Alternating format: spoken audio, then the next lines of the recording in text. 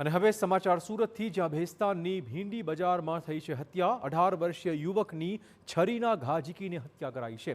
અન્ય એક યુવકને ગંભીર ઈજા પહોંચતા ટ્રીટમેન્ટ માટે ખસેડવો પડ્યો છે। અંગત અદાવતમાં હત્યા થઈ હોવાનું અનુમાન છે। હત્યામાં લસ્સી ગેંગ અને દાલ ચાવલ ગેંગ હોવાનો આરોપ છે। બંને ગેંગના 4 શખ્સોએ મળીને હત્યા કરવાનો આરોપ છે। ભેસ્તાન પોલીસે હાલમાં ગુનો નોંધીને આ કેસમાં તપાસ શરૂ કરી છે।